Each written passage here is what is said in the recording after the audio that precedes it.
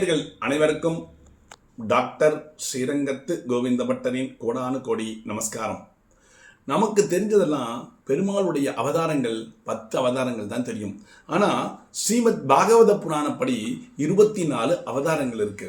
அது என்னென்ன அவதாரம்னு பார்க்கலாமா? ஜஸ்ட் அப்படியே லிசன் பண்ணுங்க. என்னென்ன அவதாரம் சொல்றேன். ஆதி புருஷர் முதல்ல.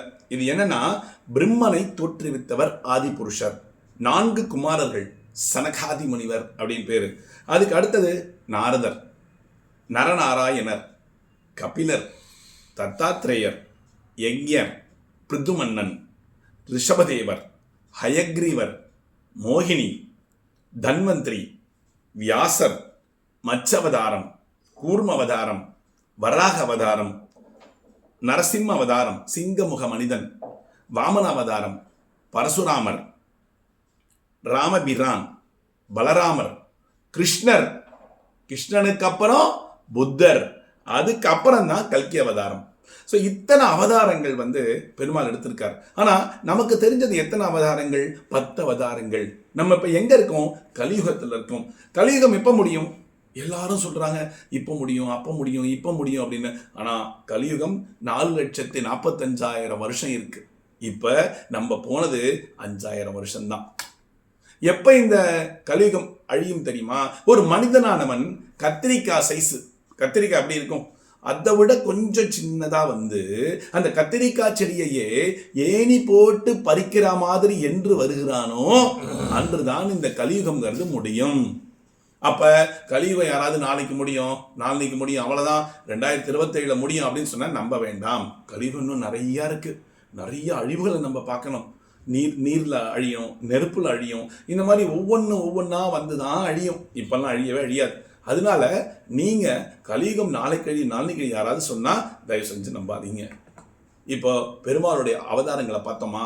ஒவ்வொரு அவதாரங்களும் நமக்கு ஒரு விஷயங்களை சொல்லி தருது. இந்த தத்தாத்ரேயர்னு ஒருத்தர் இருக்கார், தெரியுமா உங்களுக்கு? சௌராஷ்டிரா தத்தாத்ரேயர். அவர் ரொம்ப எப்படி அப்படி தத்தாத்ரேயருக்கு இன்னைக்கு ஸ்ரீரங்கத்தில் முதல் மரியாதை உண்டு எப்பொழுதுமே. எப்படி அப்படின்னா, தத்தாத்ரேயர் ரெங்கநாதரே கதின்னு ரெங்கநாதரை பற்றி பாடிக்கொண்டே இருக்கார் எப்பொழுதுமே.